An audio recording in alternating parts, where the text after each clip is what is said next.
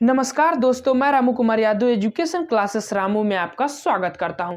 दोस्तों, आज का हमारा जो हिंदी का प्रैक्टिस सेट नंबर 4 है। इससे पहले मैंने 3 प्रैक्टिस सेट यूपी टेट के रिलेटेड मैंने आपको करा चुका हूं। आज का हमारा प्रैक्टिस सेट चौथा है। तो इस वीडियो में भी 30 क्वेश्चन और 10 मिनट में लगभग मैं 30 क्वेश्चन आप लोगों के लिए करा देता हूँ।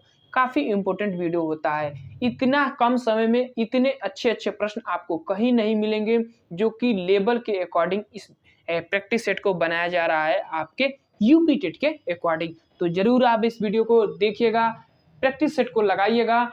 मैं कोशिश करूंगा कि 23 जनवरी तक मैं कम से कम 30 प्रैक्टिस सेट आप लोगों के लिए उपलब्ध करा दूं, और इस 30 प्रैक्टिस सेट में 30 प्रश्न होंगे और 10 मिनट में 30 प्रश्न मैं आपको जल्द से जल्द कराने का प्रयास करता हूं।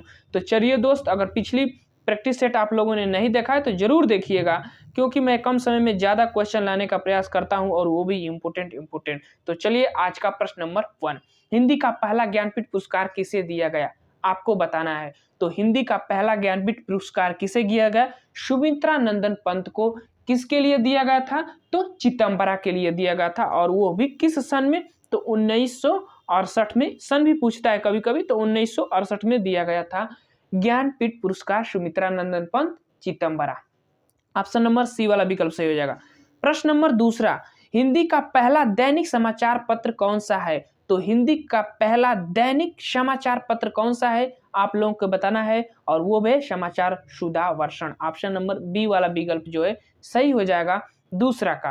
प्रश्न नंबर तीसरा करा है कि तद्भव पत्रिका के संपादक कौन है? तो तद्भव पत्रिका के संपादक कौन है? वो भी अखिलेश हैं। लखनऊ से यह प्रकाशित होता था। सी वाला विकल्प सही हो जाएगा। तीसरा का सी वाला विकल्प इंपॉर्टेंट है, ध्यान में रखिएगा। अब चलते हैं अगले प्रश्न। जो युद्ध में स्थिर रहने वाला कहलाता है, उसको एक शब्द में क्या कहते हैं? तो उसको हम कहते हैं क्या? युधिष्ठिर। बी वाला विकल्प इसका सही हो जाएगा चौथा का। प्रश्न नंबर 5, मोहन धीरे धीरे पढ़ता है। धीरे धीरे में कौन सा शब्द है? यानी कि आपको बताना है कि इसके धीरे धीरे को हम क्या कहते हैं। तो धीरे धीरे को हम कहते हैं, देखिए, राम पढ़ने की क्रिया है और क्रिया की विशेषता बताने वाले को हम क्रिया विशेषण कहते हैं, इसीलिए क्रिया विशेषण हो जाएगा। बी वाला विकल्प पांचवा का सही हो जाएगा। प्रश्न नंबर 6, अपमान में कौन सा उपसर्ग लगा है? प्रश्न कर रहा है, काफी सरल प्रश्न। तो अप उपसर्ग है, सी वाला विकल्प सही हो जाएगा छठवां का सी वाला विकल्प। प्रश्न नंबर 7, घुमक्कड़ में प्रत्यय पूछ रहा है, तो घुमक्कड़ में अक्कड़ प्रत्यय है। ऑप्शन नंबर ए वाला विकल्प सातवां का सही हो जाएगा। सरल प्रश्नों पर मैं ज्यादा समय नहीं ले रहा हूं आप लोगों के लिए। प्रश्न नंबर 8 करा कि द्विलिंग समास का उदाहरण आपको बताना है। द्विलिंग समास यानी जिसमें पहला पद संख्यावाची होता है, तो कौन सा है? नवग्रह में संख्यावाची है। ऑप्शन नंबर सी वाला विकल्प आठवां का सही हो जाएगा। अगला प्रश्न 9, हिंदी किस लिपि से लिखी गई है? तो हिंदी किस लिपि में लिखी जाती है? तो वह है देवनागरी लिपि। 9वां का सी वाला विकल्प सही हो जाएगा, सरल प्रश्न है। प्रश्न नंबर 10, हिंदी किस भाषा का शब्द है? सबको पता है हिंदी किस भाषा का शब्द है? तो फारसी भाषा का शब्द है। 10वां का बी वाला विकल्प सही हो जाएगा, फारसी भाषा का शब्द है। प्रश्न नंबर 11, देवनागरी लिपि का विकास किस भाषा से हुआ है?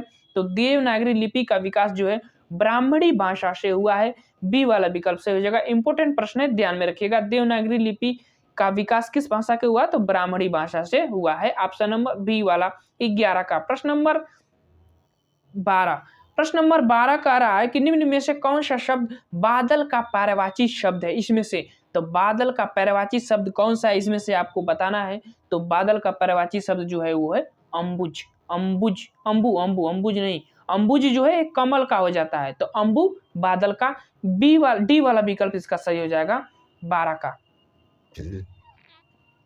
प्रश्न नंबर 13, वाह आप आ गए वाक्य में वाह क्या है? तो वाक्य में वाह क्या है आपको बताना है। वाक्य में वाह जो है अव्यय है।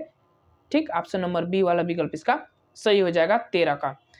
प्रश्न नंबर 14 पर चलते हैं। प्रश्न नंबर 14, निम्न में से पुल्लिंग शब्द है। पुल्लिंग शब्द इसमें से आपको बताना है कि कौन सा है।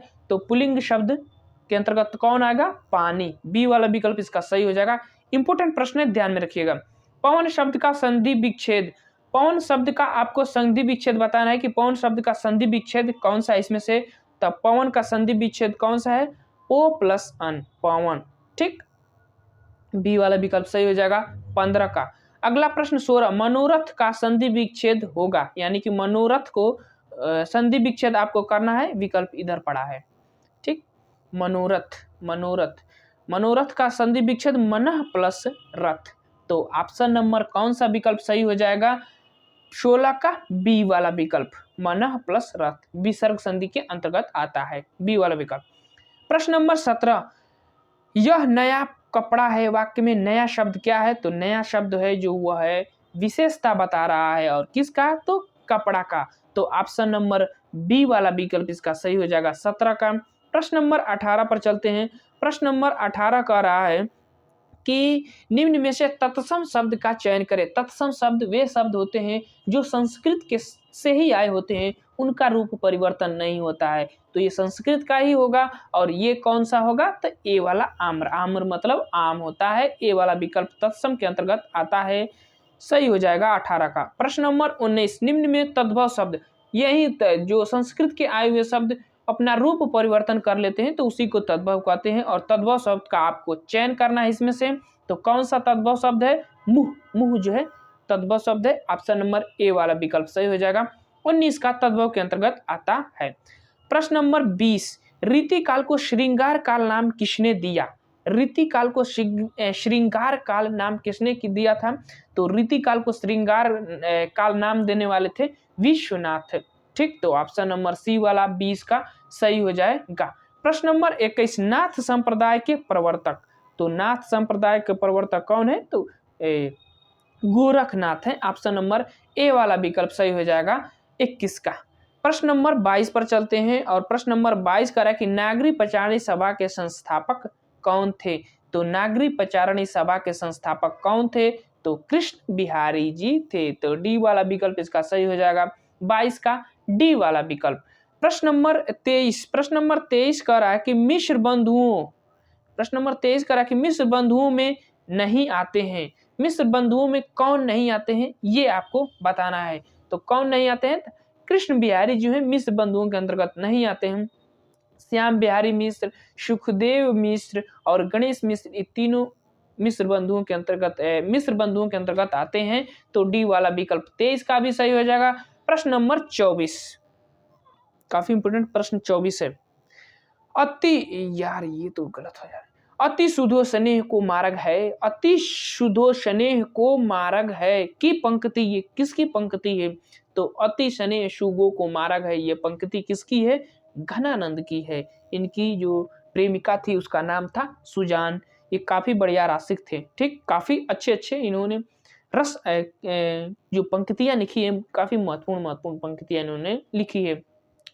प्रश्न नंबर 25, गोरखनाथ के गुरु का नाम क्या है? तो गोरखनाथ के गुरु का नाम क्या है? तो वह है मत्स्येंद्र नाथ थे। ऑप्शन नंबर ए वाला विकल्प सही हो जाएगा 25 का। प्रश्न नंबर 26, और प्रश्न नंबर 26 कह रहा है कि आधुनिक हिंदी साहित्य की पहली आत्मकथा के लेखक कौन हैं? पहली आत्मकथा के लेखक कौन है? तो वह है श्याम सुंदर दास। ऑप्शन नंबर ए वाला विकल्प 26 का सही हो जाएगा। अगले प्रश्न पर चलते हैं, और अमीर खुसरो का उपनाम क्या था? तो अमीर खुसरो का उपनाम क्या था? तो वो था अमीर खुसरो का तोताए हिंद। तो ऑप्शन नंबर ए वाला विकल्प 27 का सही हो जाएगा। अगला प्रश्न नंबर 28, पलमार रासो का लेखक कौन है? पलमार रासो, तो पलमार रासो के लेखक कौन है? वह है जगनिक। तो ऑप्शन नंबर बी वाला विकल्प सही हो जाएगा। प्रश्न नंबर 29 पर चलते हैं। प्रश्न नंबर 29 कह रहा है कि कबीर दास को वाणी का डिक्टेटर किसने कहा है? तो कबीर दास को वाणी का डिक्टेटर किसने कहा है? तो हजारी प्रसाद द्विवेदी ने कहा है। काफी इंपोर्टेंट प्रश्न है, बी वाला विकल्प इसका सही हो जाएगा। प्रश्न नंबर 30 क्या कह रहा है कि दुल्हन गावहु मंगलचार, हमारे घर आए राम भरतार, पंक्ति किसकी है? ये पंक्ति काफी महत्वपूर्ण है, और ये पंक्ति किसकी है? तो ये पंक्ति जो है कबीर दास की है। मसी कागज छुओ नहीं, कलम गयो नहीं हाथ, ये भी पंक्ति कबीर दास की है। तो ऑप्शन नंबर ए वाला विकल्प सही हो जाएगा। दुल्हन गावहु मंगल चार, हमारे घर आए राम भरतार। तो ए वाला विकल्प 30 का सही हो जाएगा। तो ये थे हमारा प्रैक्टिस सेट नंबर 4। काफ़ी इंपॉर्टेंट प्रश्न, मैंने आप लोगों को 30 प्रश्न इस वीडियो में करा दिया हूँ। तो चलिए दोस्त, वीडियो को समाप्त करते हैं। ऐसे ही मैं प्रैक्टिस सेट लाता रहता हूँ। वीडियो पसंद आए तो चैनल को लाइक शेयर सब्सक्राइब आप जरूर करिएगा। Thank you for watching this video.